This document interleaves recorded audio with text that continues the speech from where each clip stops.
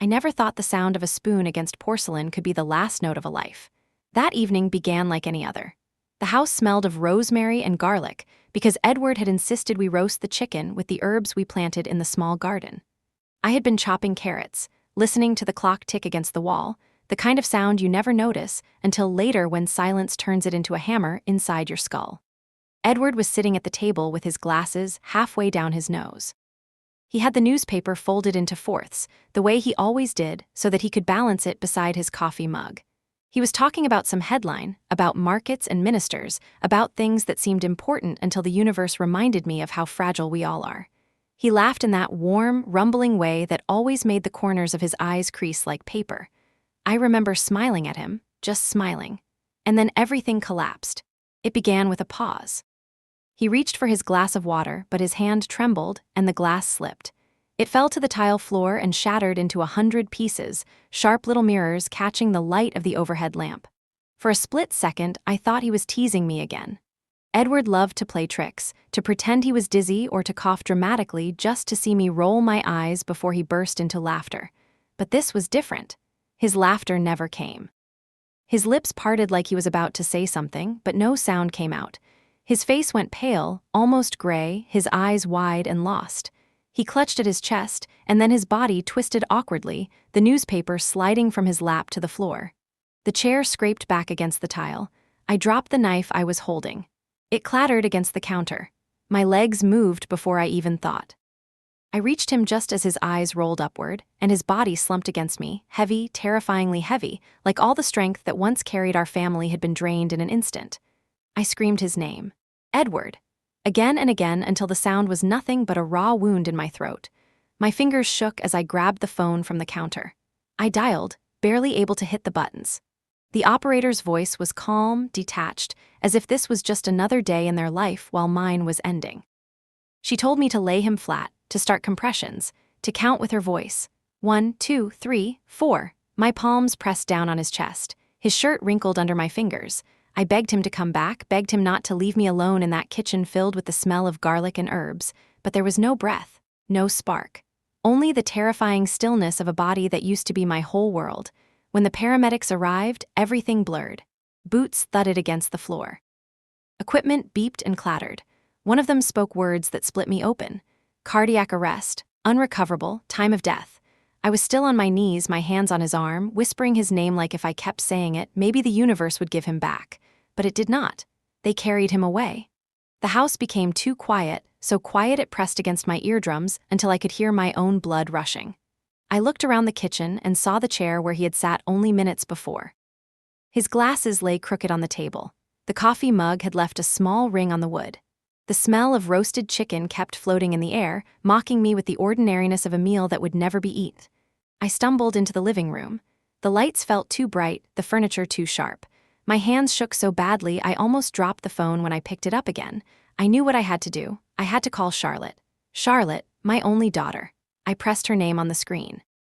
The phone rang 3 times, 4, 5. My chest felt like it was going to explode. Then she answered. Her voice came through cheerful, distracted. There was music in the background, laughter, the faint clinking of glasses. I forced the words out of my throat. Charlotte, it's your father. He collapsed. He's gone. There was silence on her end, just a pause. And then she sighed, almost impatient. Mom, I cannot do this right now. Luca's planned a dinner for us. We have people over. Can we talk tomorrow? Tomorrow. That word cut through me like a blade. I waited for her to take it back, to gasp, to scream, to say she was on her way. But nothing came. Only the sound of her breath mixed with the muffled laughter of whoever was in the room with her. My fingers loosened. The phone slid down until it almost fell from my hand. I hung up before she could add anything else that would shatter me completely. I stood there in the living room with the glow of the lamp on the wall and realized that in one single night, I had lost not just my husband, but my daughter too. The silence after a death is not the absence of sound. It is a presence that sits beside you and breathes. It followed me to the kitchen doorway while the oven ticked and the roast finished cooking itself into a meal that no one would eat. I reached for the knob and turned off the heat. The oven light glowed on the brown skin of the chicken and a slick of steam curled up when I opened the door. The smell was beautiful and cruel. I slid the pan to the counter and watched the juices run to one corner as if they were trying to escape. I washed my hands because that is what you do when you cannot fix anything. The water ran hot over my fingers and the soap smelled like lemons. I scrubbed too long. When I finally shut the tap, the house settled again. The clock in the hall spoke out a single measured tick, then another. I stood there listening as if the clock were the only companion left to me. I walked back to the table and touched the chair Edward had sat in. The seat was still a little warm. I rested my palm there and then pulled my hand away like I had touched something sacred. His glasses weighted by the newspaper, and I saw a grease smudge on the lens from where he had pushed them up while talking about that ridiculous article. I wanted to clean it for him. The urge rose up so strong that I took the glasses and wiped them with the corner of my apron. They were spotless when I set them down again. He would never put them on. I should have called someone, a neighbor, a friend, anyone. Instead, I poured water into his mug and realized I had no idea what to do with my hands after that. I tried to pray. No words came, so I went through the motions. I took the trash out. I checked the front door twice. I turned on the porch light that we rarely used. I moved as if I had a list to complete, as if completing it would return life to the house. Finally, I picked up my phone and opened the call log. Edward had tried to call Charlotte the night before. There it was. One missed call at 22:42. I stared at the digits until they blurred. There was no voicemail from her, no call back, only silence wrapped in numbers. I thought about the way Edward sometimes paused before sleep and stared at the ceiling while he counted through the day. He would whisper a little checklist in the dark. Did I mail the letter? Did I move the sprinkler? Did I call Charlotte? He would have checked off the first two. He would have wanted to check off the third. I clicked the screen off and my reflection flashed in the glass for a second. My face looked older in that small mirror. There was flour on my cheek. I wiped it away and my fingers trembled again. I went to the sink and splashed water on my face.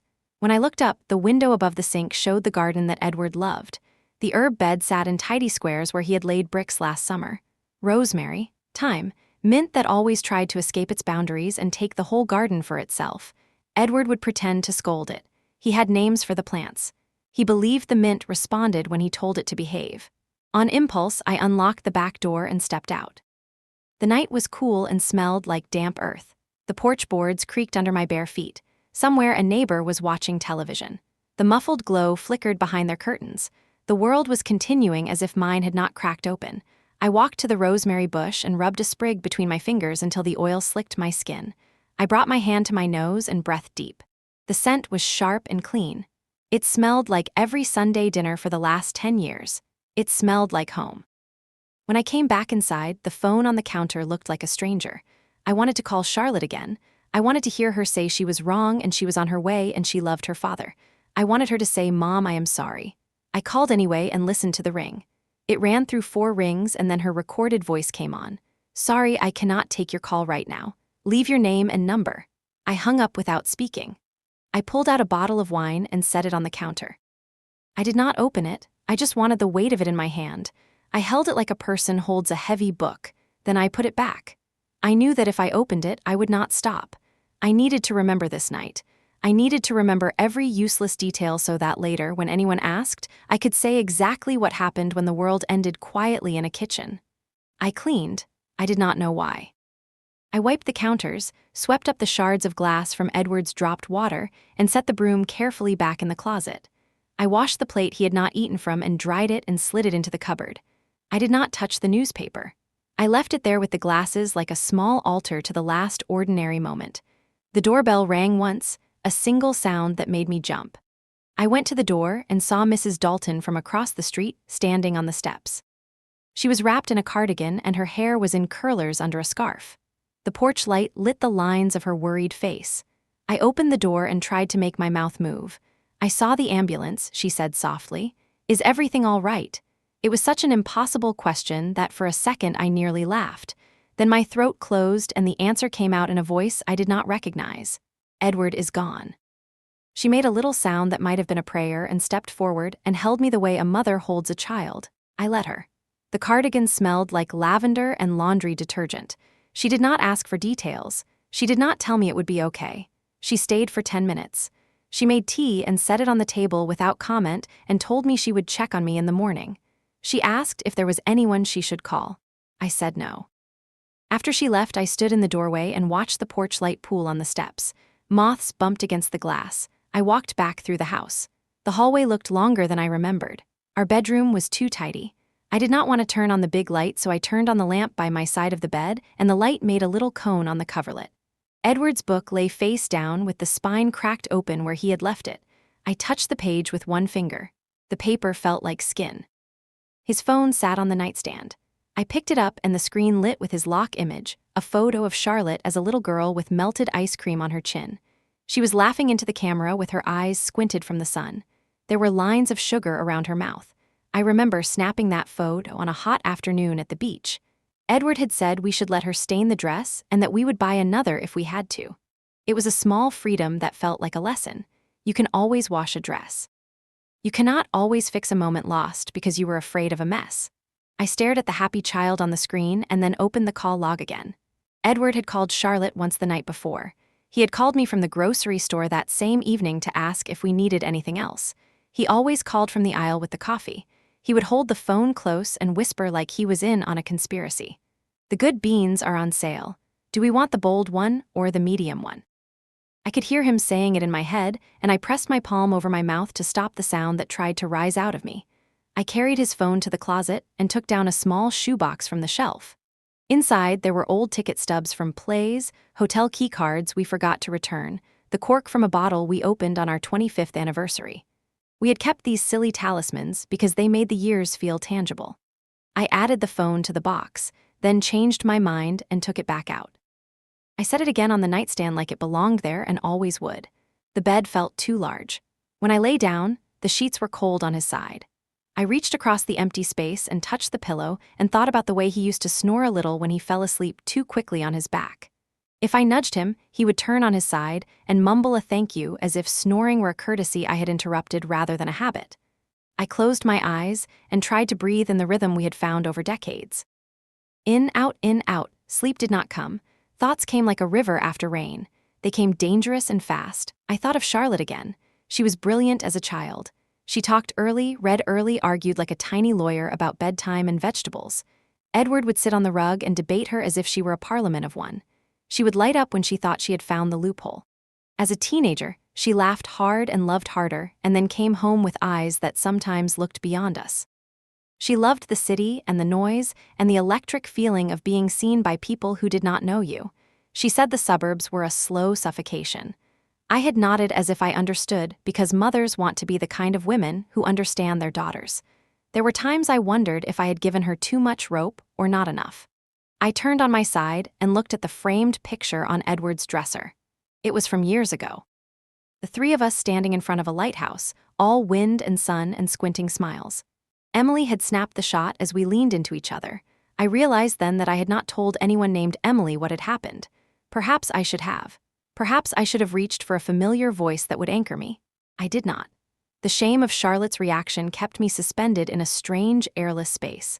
I did not want to perform the grief of a widow in front of anyone until I could stand upright. I gave up on sleep before dawn and went back to the kitchen. The rosemary on my fingers had faded to a whisper. The chicken had turned pale and unappealing under a sheet of foil. I slid it into the fridge because throwing it away felt like admitting something permanent. I made coffee, though I could hardly taste it. The first sip was all bitterness. I drank it anyway. The clock in the hall announced 6 with a hollow click.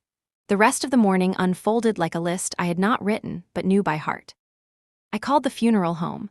I spoke to a man with a gentle voice who addressed me as MS Johnston until I finally said, "Please call me Arabella," and then I winced because the sound of my own name rang strange in my ears. He asked if there were any particular wishes for the service. I told him Edward had always wanted things simple. He said, of course. He asked about a date. He asked about flowers. I found myself discussing lilies as if I were ordering a centerpiece for a dinner party. I wanted to scream at him that this was not about lilies. It was about the end of a person who liked Sunday crosswords and coffee and a crooked pair of glasses. Instead, I said yes, lilies would be fine and settled on a time. He thanked me for my clarity. I hung up and put both hands on the counter and finally let the sob come. It did not last long. I was ashamed of crying alone. I do not know why. I wrote Charlotte a message even though the night before had burned me. I told her the arrangements. My words were careful and plain. The service would be on Saturday. I would understand if she had to manage work, but I hoped she could come. I told her I loved her. I told her her father loved her. I deleted that last line and typed it again and sent it. An hour passed. There was no reply. I walked the house like a caretaker tasked with protecting artifacts. I opened drawers and put small things in order that did not need to be in order. I straightened the hallway runner. I dusted the mantelpiece with the sleeve of my sweater. I gathered the receipts that always collected in Edward's coat pockets. One of them was for a pharmacy purchase. He had picked up a small bottle of aspirin, a pack of peppermint gum, and a ridiculous greeting card with a dancing bear that said thank you in glitter letters. I smiled despite myself. He loved silly cards. He once bought one for the mail carrier because she had tucked a parcel behind the planter to keep it dry on a rainy day. I pressed the receipt flat on the table and left it there as if it could keep him close. By noon, I had convinced myself to eat something. I made toast and ate it standing up. The bread tasted like air and ash. I cleaned the plate the moment it was empty. The sink filled with hot water, and I watched a single bubble cling to the rim of the glass before it popped. The tiny sound felt enormous. In the afternoon, I tried to start a list of people to call. I wrote 3 names. I stared at the paper for a long time and could not think of the 4th. Names are easy until grief turns them into doors you have to knock on. I folded the paper and slid it under the magnet shaped like a strawberry on the fridge. Later, I told myself. Later, I will be brave. Near evening, the doorbell rang again. It was the delivery man with a small package addressed to Edward. I signed for it before my brain caught up. The name printed in clean black letters was heavier than the box. I carried it to the table and opened it. Inside was a neat stack of garden labels made of slate with a wax pencil looped under string. The top label had been already marked in Edward's careful hand, Summer Savory. He had ordered them because he never liked the flimsy plastic tags that came with seedlings. He wanted the garden to look as if it had been there forever. I held the slate until my palm grew warm and then set it carefully beside the newspaper. That night, I slept a little. If it could be called sleep, it was more like drifting in a gray place where you watch yourself from the ceiling and the body below breathes like it is learning a new language. I woke in the dark and reached for the lamp and thought of Charlotte again. I checked my phone. No message, no missed call. On impulse, I opened her page and there was a photo posted 2 hours ago. She was smiling with red lipstick and a glass raised to the camera. The caption thanked friends for a wonderful evening. I put the phone down face first and stared at the ceiling. The paint needed touching up near the vent. Edward had said he would do it next weekend. Morning found me with a kind of stubborn calm. It was the calm that follows a storm only because all the trees have been ripped bare. I showered and dressed and made a second list. This one I promised myself I would finish. Lawyer, funeral home again, church office, flowers, music, program. I wrote Charlotte at the bottom and underlined her name twice. I called the church and spoke to a woman whose voice I knew from announcements on Sundays. She recognized my name and her tone softened. She offered the smaller chapel because Edward did not like crowds. She remembered that he preferred the hymn with the word river in it. She said she would make sure the organist knew. I thanked her, and when I hung up, I let the quiet fold over me again. By late afternoon, the first shock had lost its edge and left behind something colder. I had the strange feeling of standing on a stage where the curtains keep refusing to close. The set is still the same. The props are in place. The audience has gone home. You are alone with the echo of your lines. I looked at the calendar on the wall. Saturday glared from its square. I forced myself to imagine the service. I pictured the front row with a space beside me where a daughter should sit. I tried to replace the empty spot with compassion. Perhaps she would surprise me. Perhaps she would come through the door at the last moment, cheeks flushed, eyes full of apologies that could be forgiven with a single touch. It is odd what you hope for even after the heart has shown you what it is willing to do. At dusk, I carried a chair to the back step and sat there while the sky changed colors without asking my permission. The garden breathed out its green scent. A bird cried from the hedge with an odd broken rhythm and then fell silent. I could almost hear Edward whistling the way he used to when he watered the pots at twilight. He would check the soil with one knuckle and say each thing gets what it needs. He believed that was the secret to everything. Each thing gets what it needs and nothing drowns. I thought then about need, about how it is shaped and sharpened by love. I needed my husband and he was gone. I needed my daughter and she was not here. The truth of that lined up like cut glass in my chest. I took a breath and let it burn. When I finally went back inside, I paused at the kitchen table and looked at the slate label marked Summer Savory. I slid it into my pocket as if it were a talisman.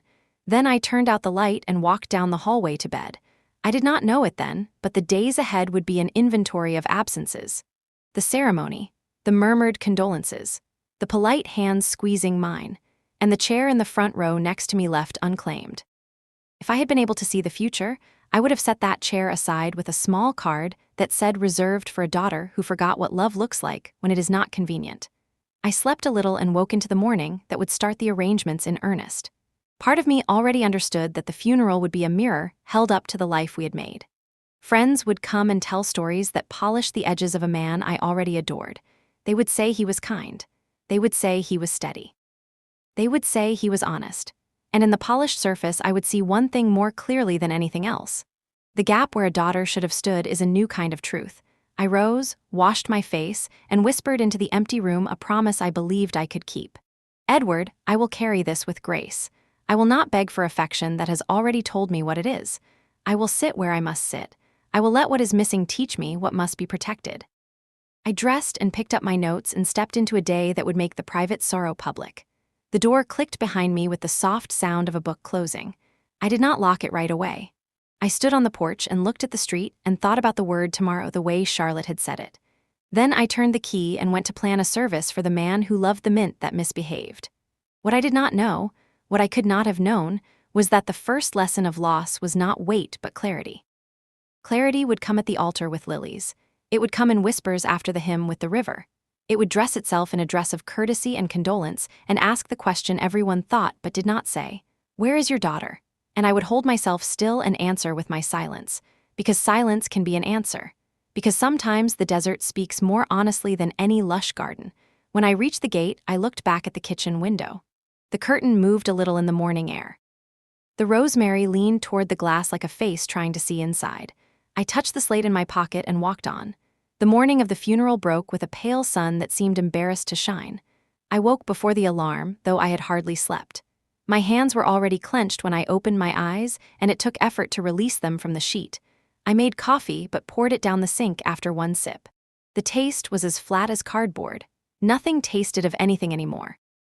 I put on the black dress I had ironed the night before. It was simple, long-sleeved, the one I had bought years ago for a different funeral, back when Edward had joked that at least we were getting our money's worth out of it. He had made me laugh on that morning even as I pinned on my hat with trembling fingers. Now the same fabric clung to me, heavier than any wool had a right to be. The funeral home smelled faintly of wax and disinfectant. People began to arrive in quiet waves, nodding, whispering, settling into pews that creaked softly beneath them. I stood near the front, close to the casket that looked too polished, too final. The lilies we had chosen were arranged in white sprays that perfumed the room until it was almost choking. Faces came into view one by one. Neighbors, Edward's old colleagues, a cousin I had not seen in years. They hugged me, their words blending into a chorus of "He was such a good man," "We are so sorry," "He will be missed." I nodded, I thanked them. I smiled in the way you smile when your mouth remembers habits your heart has forgotten.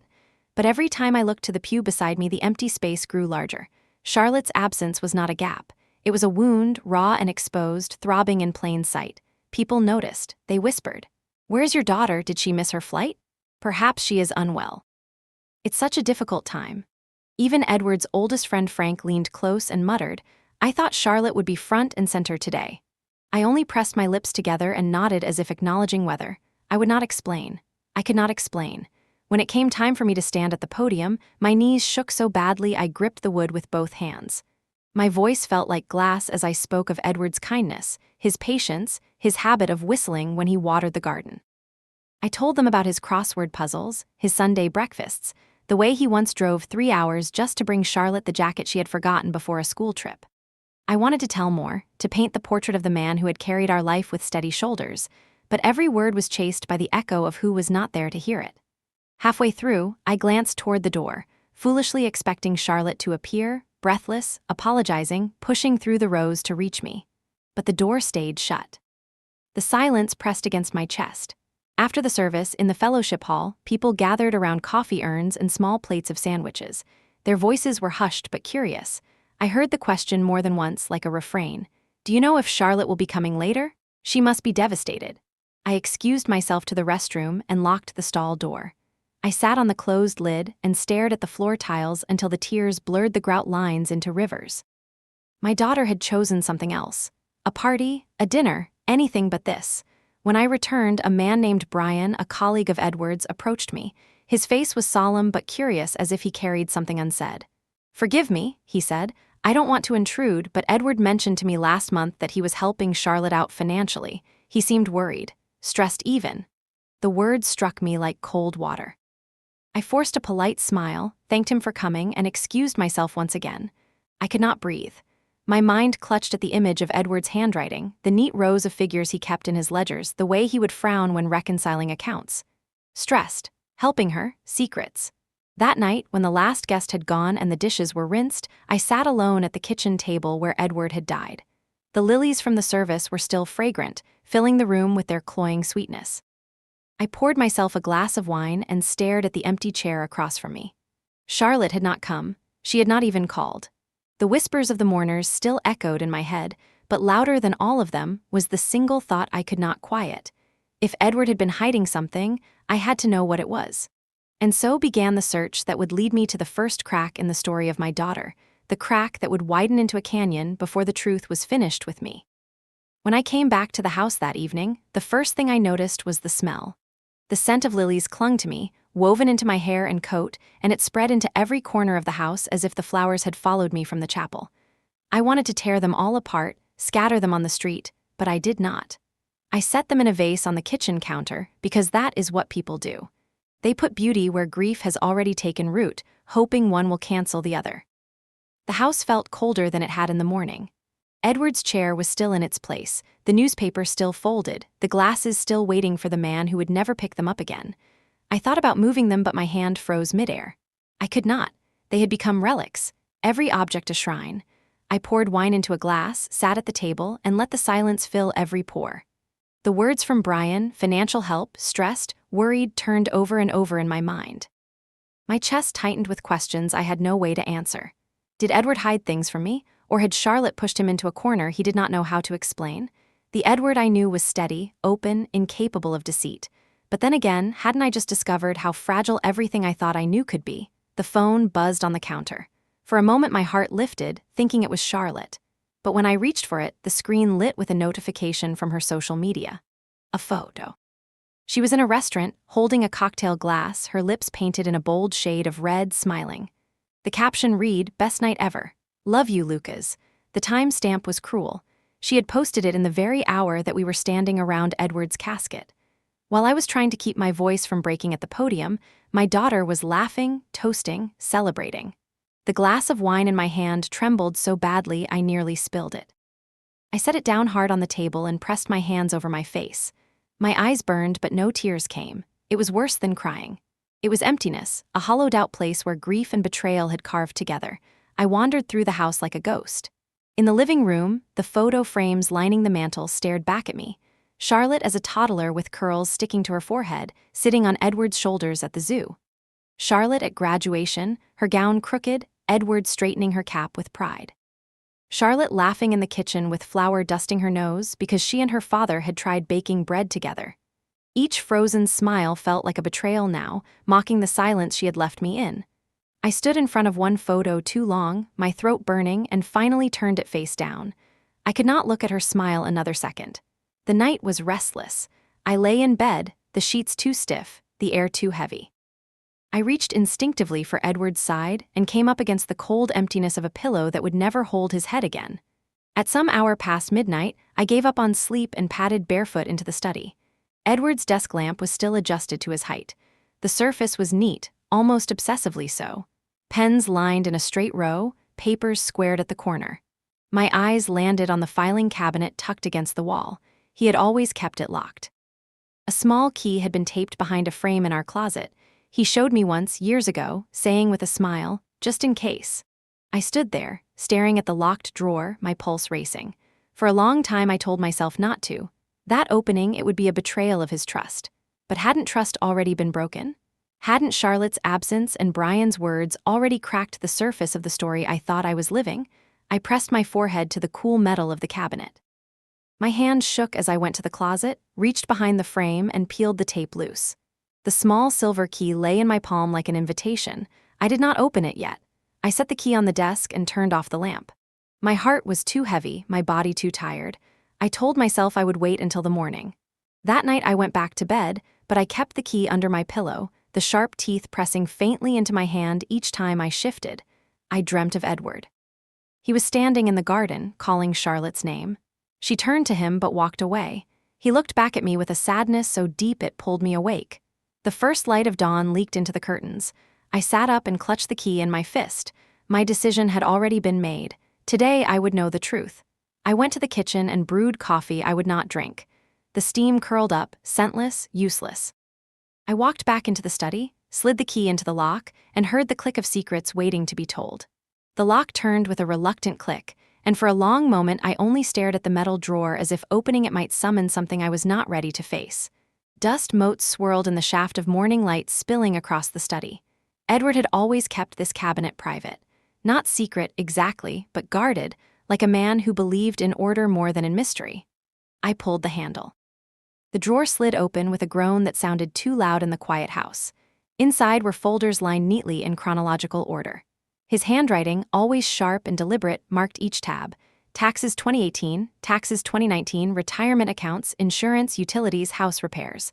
A life cataloged, precise, and disciplined. My fingers brushed through the folders until I reached one that did not belong. Slim, blue, tucked between household 2021 and insurance policies. The tab read only one word, Charlotte. My breath caught. For a second I could not move. Then I slid the folder out and set it gently on the desk as if it were something alive that might bite. When I opened it, papers spilled across the wood in a quiet avalanche. Bank statements, transfer receipts, handwritten notes. I gathered them into a pile, my eyes racing across the numbers. 2,000 here, 3,000 there, always to the same account. Charlotte's name printed cleanly at the top. Page after page of quiet generosity. 15 transfers in the last 18 months, and then one line that stopped my hands. 12,000. The memo read, medical urgent. My stomach twisted. Medical? What medical emergency? Charlotte had never mentioned a hospital visit. I thought back to the last year, tried to remember any call, any story that would have explained it. Nothing. The word urgent stared back at me. I whispered it aloud, the sound foreign in my own voice. Something about it rang false. The Charlotte I knew, the Charlotte who skipped her father's funeral, had not looked sick, had not sounded fragile. She had looked radiant in her lipstick, her cocktail glass raised high. I set the page aside and found something else, tucked between two receipts. A folded sheet of yellow legal pad. Edward's handwriting. My heart lurched as I read. Charlotte, it began. This is the second time you've told your mother one thing and done another. I've kept quiet because I wanted to believe you, but if you lie about expenses again, if I find out this money has gone anywhere other than what you say, I'll have no choice but to cut you off completely. I love you, but I will not let you take advantage of your mother's trust. It was dated 2 weeks before he died, and it was never sent. I sank into his chair, clutching the letter, the edges crumpling under my grip. My chest filled with a mix of grief and rage until I could not tell one from the other. Edward had carried this alone. He had protected me from the truth, choosing silence over conflict, even as his own daughter manipulated his love. The air in the room seemed thinner. I pressed my hands to my face, and for the first time since the funeral I allowed myself to sob, not just for losing Edward, but for the shattering realization that my daughter had become a stranger to me. I forced myself to breathe. I laid the letter flat again, smoothing the wrinkles as if that might erase my trembling. Then I placed it back in the folder along with the receipts. My hands lingered on the paper marked medical urgent. I knew in my bones it was not what it claimed to be, but I had no proof yet. Only the seed of suspicion, sharp and bitter. I locked the drawer again. This time not to protect Edward's secrets, but to give myself time. Time to think. Time to decide what to do with the truth he had left behind. When I stepped out of the study, the morning had grown brighter. The garden outside looked calm, the rosemary still leaning toward the glass. But inside me something had shifted. The grief was no longer shapeless. It had found edges, carved sharp lines. I whispered to the empty kitchen, as if Edward might still hear me. I will not let her undo what you built. And in that moment, I knew the path forward would not be about mourning anymore. It would be about protecting what was left, protecting the memory of a man who deserved loyalty, protecting a granddaughter who still had time to learn what truth was, but before I could act, I had to face her. Charlotte, my daughter, my betrayer. I did not have to wait long before Charlotte appeared. It was 5 days after the funeral when the doorbell rang. I opened it to find her standing there with her hands deep in her coat pockets, her eyes shifting like a child caught doing something wrong. Lucas sat in the car at the curb with the engine running, his silhouette visible behind the windshield. He looked like a man waiting for a business meeting to end, not a partner accompanying a grieving woman to her mother's house. I stepped aside wordlessly, and Charlotte entered as if the air itself had grown too heavy for her lungs. She glanced around the living room, at the photographs on the mantel, at her father's chair which I had not moved an inch. She did not step closer to it. She kept her distance, hovering near the couch. "Mom," she said finally, her voice tight, rehearsed. "I should have come sooner. Lucas thought so too, he said I should be here." The words stung. Not her heart, not her conscience, but Lucas, always Lucas. I nodded, my face still. I motioned for her to sit. She perched on the edge of the couch, legs crossed, hands fidgeting with her phone. I could hear the faint vibration when a new message arrived, though she did not dare pick it up. I sat across from her, Edward's chair between us like a silent witness. My phone, tucked inside my cardigan, was recording. I had learned not to trust my memory when the heart was this broken. For a long time we sat in silence. Then I asked quietly, "Did you know your father tried to call you the night before he died?" Her jaw tightened. A twitch flickered across her face before she smoothed it out. My phone was on silent. "We were out. Dinner plans. I meant to call him back." Dinner plans. That phrase echoed in me like an insult. "He had a heart attack in this room," I said flatly. 1 minute after joking about the coffee creamer. He wasn't sick. There was no warning. He called you and you did not answer." Charlotte looked away, rubbing her forehead as though the weight of my words was an inconvenience, not a tragedy. "You didn't say anything either. How was I supposed to know?" The shift of blame was so fast it made me dizzy. "Your father died while you were laughing in some restaurant," I said, my voice ice. "You didn't come to the funeral, but you posted pictures." Her lips pressed thin. "It was already planned. Canceling would have cost money we didn't have." The excuse landed in the room like a rotten fruit. I leaned forward. "And what about the transfers?" That got her. Her whole body stiffened, her eyes darting to mine and then away. "What transfers?" "The ones from your father's account to yours," I said. 15 in the last year and a half. 2,000, 3,000, 12,000 labeled medical. "Do not lie to me, Charlotte, not now." Color drained from her cheeks. She let out a laugh too sharp, too fast. "Those were loans Dad offered. We were struggling. You don't understand what it's like, Mom, the cost of living." I reached into the pocket of my cardigan and pulled out the folded yellow letter. Edward's words, unsent, unfinished. I handed it to her. "Read." She unfolded it, her fingers trembling. I watched her eyes move across her father's handwriting, watched her lips tighten when she reached the warning. She folded it again, too neatly, and set it down on the table as if it were a receipt she could discard. "He didn't mean it," she said softly, almost defiantly. And in that moment I saw it, the distance between the daughter I raised and the woman who sat across from me. This was not the girl who once curled up beside her father during storms, not the teenager who had called me in tears from college when she failed her first exam. This was someone else. Someone who had learned to rationalize betrayal, to excuse disloyalty as survival. I stood. "I will let you know if I need anything from you," I said. My voice was calm, but it carried the weight of a door closing. She blinked at me, searching for a softness that no longer existed. Lucas honked from the driveway. She rose quickly, as if grateful for the escape. She walked to the door, her steps too loud in the silence, and left without a hug, without a backward glance.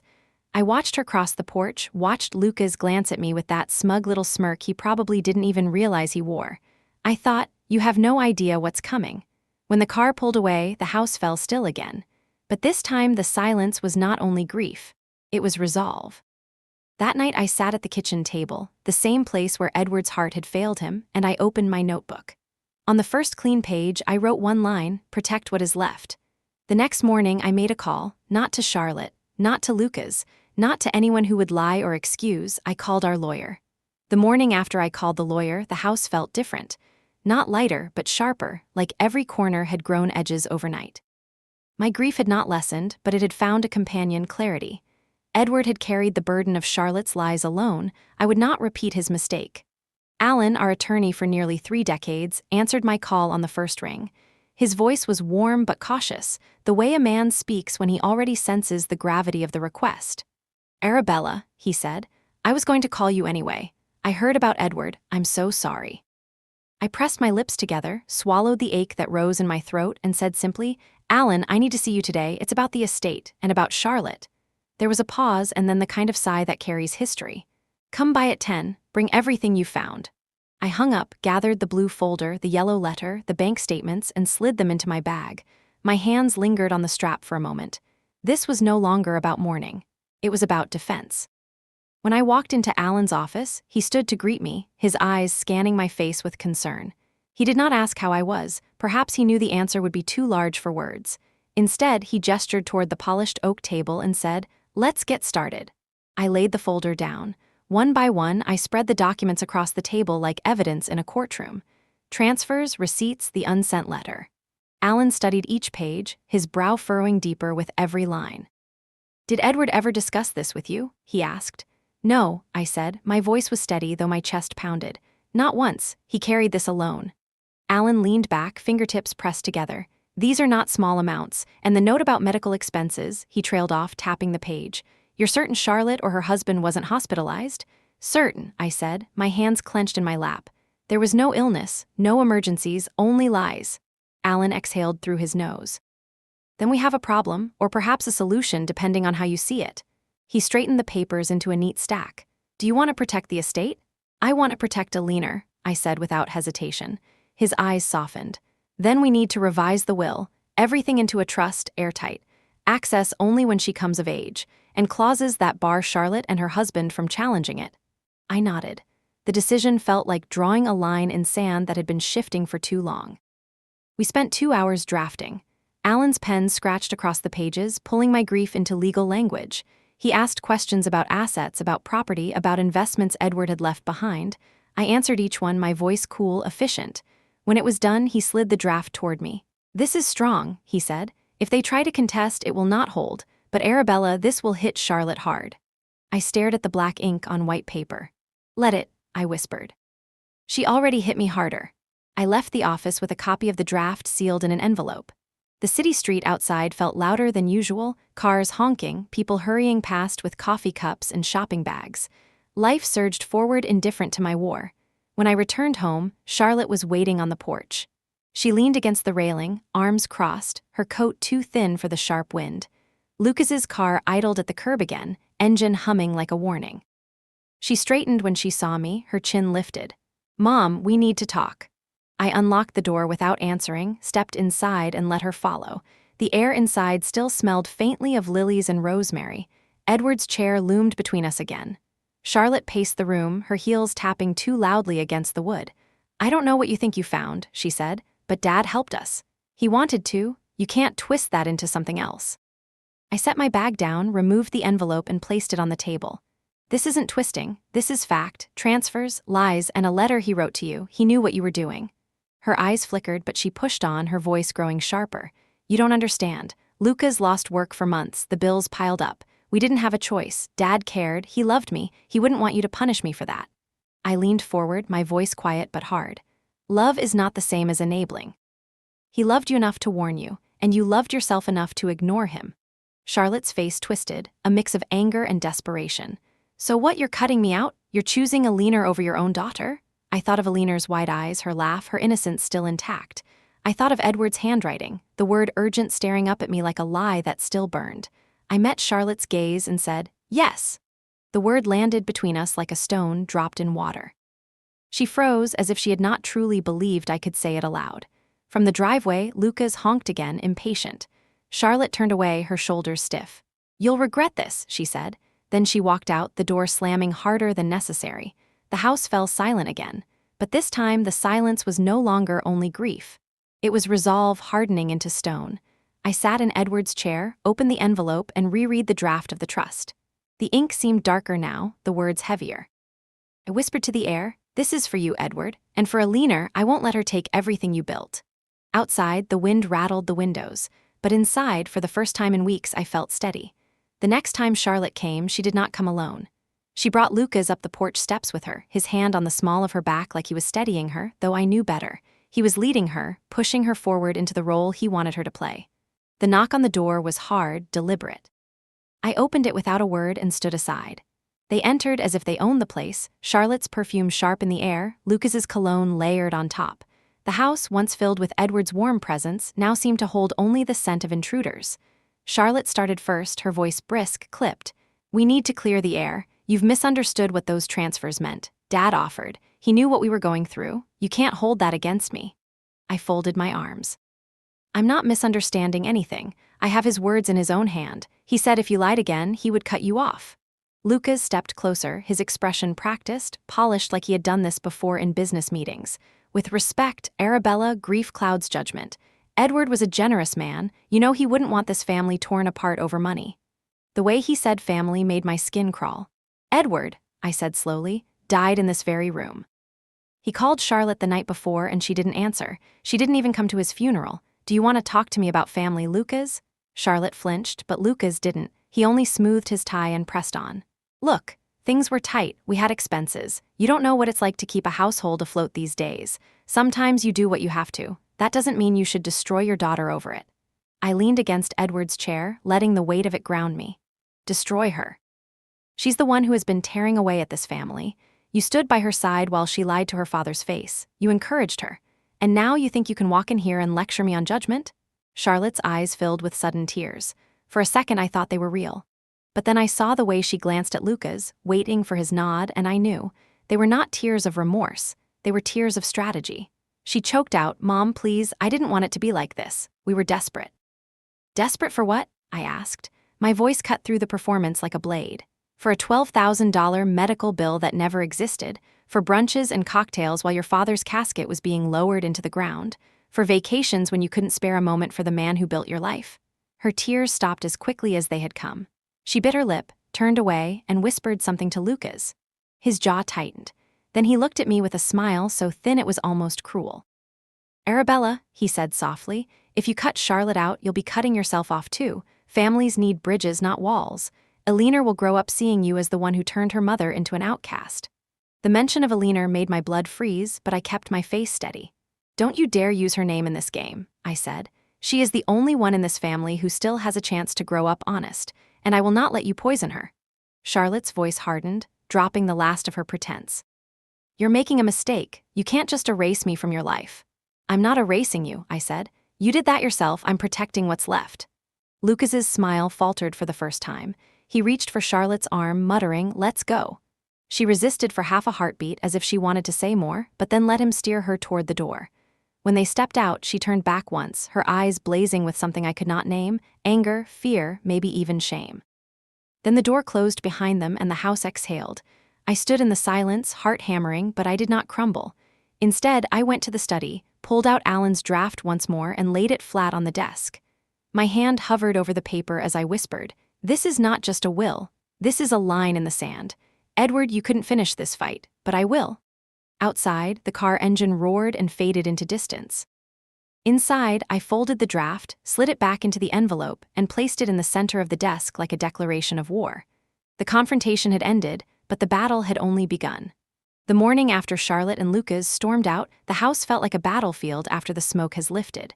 Quiet, still, yet carrying the residue of conflict in every corner. I walked through the rooms slowly, touching the walls as if they could steady me. The truth was, I did not feel broken anymore. I felt sharpened. I brewed coffee, though I barely tasted it. I carried the mug to the kitchen table and set out Alan's draft beside it. The papers lay there like a verdict waiting to be spoken. My eyes scanned each line again. Edward's name, my name, the accounts, the assets, the house, the stocks, all of it moving away from Charlotte's hands and toward Eleanor's future. Protect what is left. That was the phrase I had written in my notebook. Now it stared back at me in black ink on legal paper. I thought of Eleanor, her bright eyes, the way she laughed with her whole body, the way she asked questions with the boldness of a child who still believed answers were always given honestly. She deserved to grow up in a world where love was not confused with exploitation. She deserved to know her grandfather's legacy without the stain of her mother's betrayal. So I picked up a pen and began writing something Alan had not asked for but I knew was necessary. A letter. Not for Charlotte. Not for Lucas. For Eleanor. The words poured slowly, carefully, as if Edward himself guided my hand. "My dearest Eleanor, if you are reading this, you are old enough to understand. I want you to know who your grandfather was. He was steady, kind, and he loved you more than you will ever fully grasp. He worked for everything he gave, and he never gave without thought. What you will inherit is not just money or property. It is his sacrifice, his care, his belief that family should mean something more than convenience. You may hear other versions of this story. People may tell you that I was harsh, that I punished your mother unfairly. But the truth is this: I chose to protect you when your parents chose themselves. I do not tell you this to turn you against them. I tell you because I believe you deserve honesty. Love cannot grow on lies. The pen scratched across the page, and with every sentence I felt lighter. Not healed, not whole, but certain. When I finished, I folded the letter into an envelope and wrote in firm strokes, "To be opened on Aliner's 18th birthday." I placed it beside the trust documents. Together, they looked like two halves of a shield, one of law, one of truth. That afternoon, I returned to Alan's office. He greeted me with the same quiet gravity as before. I handed him the envelope and the letter. "Everything," I said. He read through the trust again, his brow lifting at the firmness of the clauses. "You've closed every door, Arbella. They won't be able to touch this." "Good," I replied. "Then leave no cracks for them to crawl through." We finalized the signatures. The notary stamped the papers. The weight of the seal pressed into the page felt like the closing of a vault. Alan leaned back in his chair. "You understand this will all but sever ties with Charlotte." I looked him in the eye.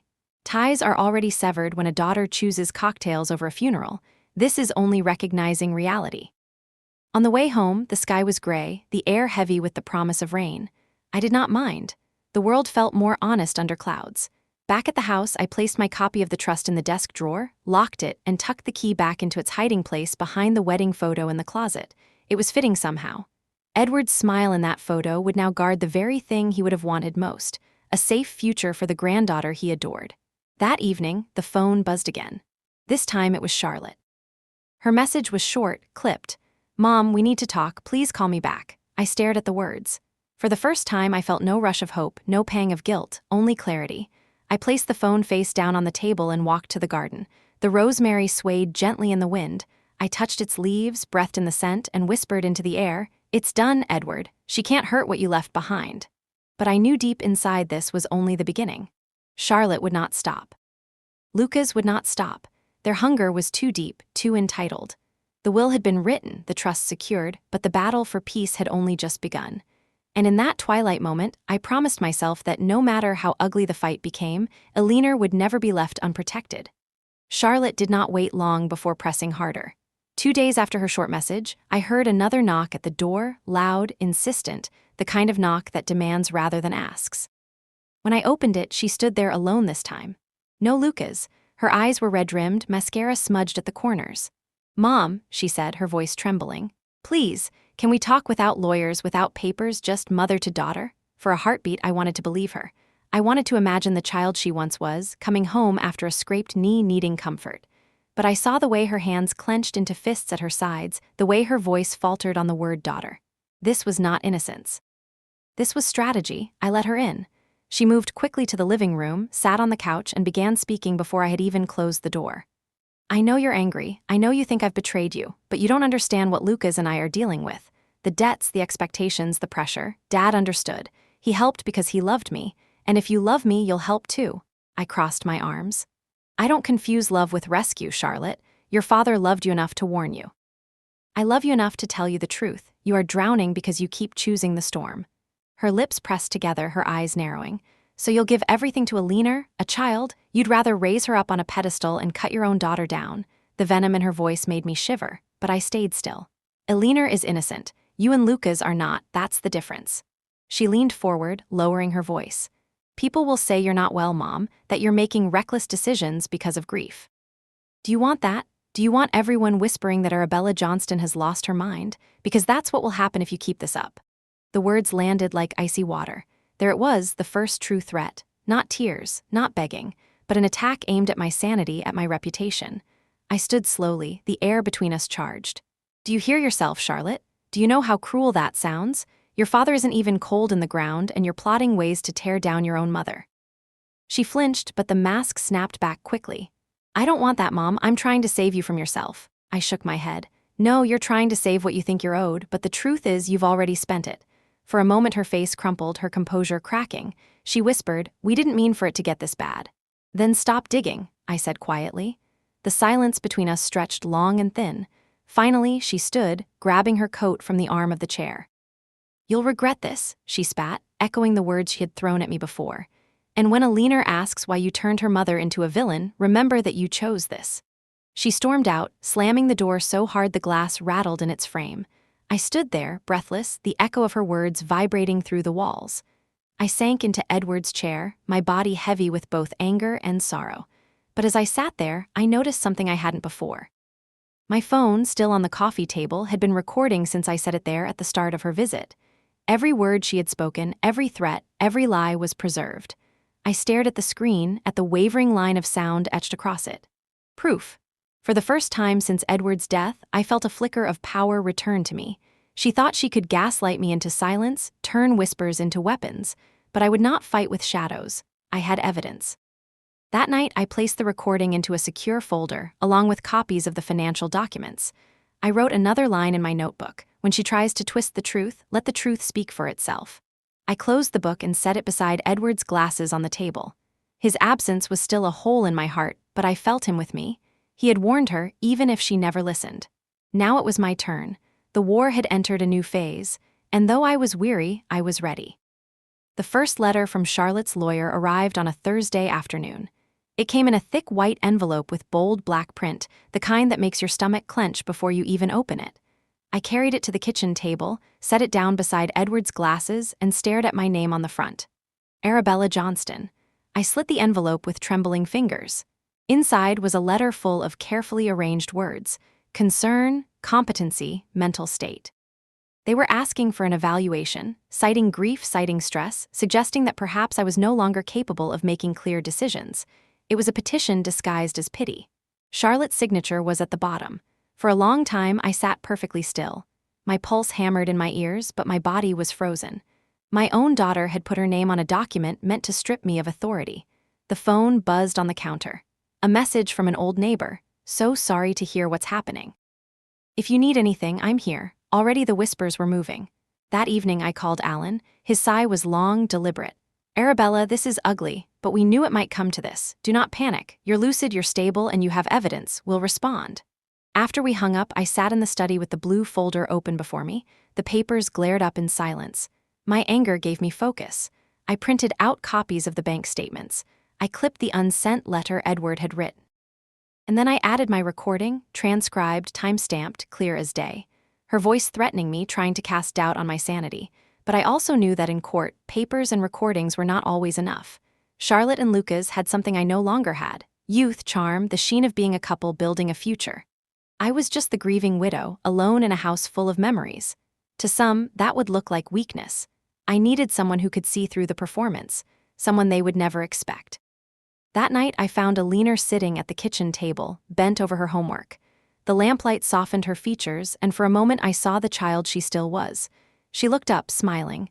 "Grandma, you're frowning again. Want me to make you tea?" I sat down beside her, touched her hand. "Alina, there's something I need to ask of you, something important, but you have to be brave." Her eyes widened, serious. "What is it?" I explained in simple words that her mother and Lucas were trying to take control of what her grandfather had left, that they were saying things about me that were not true. Her little brow furrowed, but she did not look away. "I need you," I said gently, "to keep your eyes open, to listen. If you hear them talking about money or about me, I need you to remember. And if you can, write it down or record it. Can you do that?" She bit her lip, thinking hard, then nodded slowly. "Like being a detective?" "Yes," I said softly, "exactly like that."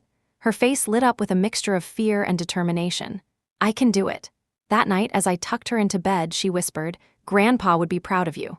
The words nearly broke me. I kissed her forehead, blinking back tears. 2 weeks later, my granddaughter became my quiet ally.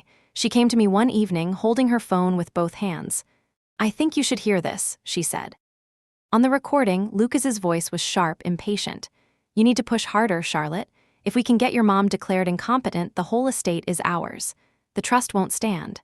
Then Charlotte's voice, weary, defensive, "She's stronger than you think. She recorded me last time. If she has proof, Lucas cut her off. Then we discredit it. We say she's hallucinating, editing. No one will believe her over us. Look at her, she's a widow. She cries in church. They'll say she's lost it." The recording ended. Alina's hands shook as she handed me the phone. "I didn't mean to spy so much," she whispered, "but I thought you'd need this." I pulled her into my arms, holding her so tightly she squeaked. "You did exactly what was right," I said into her hair. "You saved us." For the first time, I felt the tide turn. They had tried to strip me of power, to paint me as unstable. But now I had their true voices, unfiltered, unguarded, proof not only of lies but of intent. I pressed my hand against the letter from Charlotte's lawyer, now lying useless on the table. The ink no longer terrified me, because I knew something they did not. Their masks were cracking, and soon the whole world would see what was underneath. The first court date came faster than I had imagined. The petition to evaluate my mental competency had been filed and accepted. Alan sat beside me at the long oak table, his expression calm, though his pen tapped against his notebook in a rhythm I knew meant frustration. Across the aisle, Charlotte and Lucas looked like a picture torn from a magazine. She wore a pale blue dress that softened her features, her hair smoothed into waves. Lucas held her hand, projecting strength and solidarity. They smiled politely at the judge, at the clerks, at the people who had gathered to witness. To the untrained eye, they looked like a young couple unfairly burdened by a difficult mother. I was meant to look like the opposite, a grieving widow unraveling under pressure. The judge cleared his throat. "We are here to determine whether Mrs. Johnston is in a fit state to manage her affairs. Petitioners, please proceed." Charlotte's lawyer stood, reading lines that sounded rehearsed. "In the months following her husband's sudden passing, Mrs. Johnston has exhibited erratic behavior. She has isolated herself. She has refused contact with her daughter. She has made drastic and punitive changes to her estate. My clients are concerned for her well-being and wish to ensure she receives proper oversight." Each word cut deeper, not because it was true, but because it was a deliberate inversion of truth. They wanted me painted as unstable for the very actions that proved my clarity. Alan rose slowly, his voice steady. "Your Honor, grief is not incompetence. Mrs. Johnston has managed her household for decades without issue. She has acted rationally and responsibly in securing her husband's estate. And we have evidence that demonstrates who is truly acting in bad faith." The judge leaned forward. "Evidence?" Alan nodded. "Yes, direct recordings of the petitioners plotting to discredit their mother through fabricated claims of instability." A murmur ran through the room. Charlotte's lawyer shifted uncomfortably. Lucas's hand tightened around Charlotte's. She paled, her eyes darting to me, wide and furious. Alan pressed play. The speakers crackled to life with Lucas's voice, sharp and unguarded. "If we can get your mom declared incompetent, the whole estate is ours. The trust won't stand." Then Charlotte's voice followed. "She's stronger than you think. She recorded me last time. If she has proof and Lucas again cutting her off, then we discredit it. We say she's hallucinating, editing. No one will believe her over us." The silence afterward was absolute. Even the clerk stopped typing. The judge's eyes darkened. "This recording is authentic." Alan handed over documentation. "Verified and timestamped. Recorded by Mrs. Johnston's granddaughter in the petitioner's own home." For the first time, the masks cracked. Lucas's jaw worked as he whispered furiously to the lawyer. Charlotte's eyes shimmered, not with tears this time, but with fear. The judge leaned back in his chair. "It seems clear who has been acting in bad faith. This petition is dismissed. Furthermore, I advise the petitioners to reconsider their actions before further legal measures are taken against them." The gavel struck once, sharp and final. I exhaled a breath I hadn't realized I was holding. My hands trembled under the table, but for the first time since Edward's death, the trembling was not from grief, it was from victory. Outside the courtroom, Charlotte caught up with me, her face twisted with desperation. "How could you?" she hissed. "Using Alina against me." "It's my daughter." I turned to her, my voice calm but cutting. "Then act like her mother. Stop using her as your shield and start being the one she can trust. Until then, she is safer with me." Lucas pulled her away, his face dark with rage, but I saw the fear flicker there too. The fear of a man whose lies had finally been dragged into light. That night, I sat at the kitchen table with Alina beside me, her small hand wrapped around mine. "Was it enough, Grandma?" she asked softly. I kissed her hair. "For now," I said, but in my chest the question burned. What about the $12,000 transfer? The medical urgent lie that Edward had nearly confronted before death silenced him?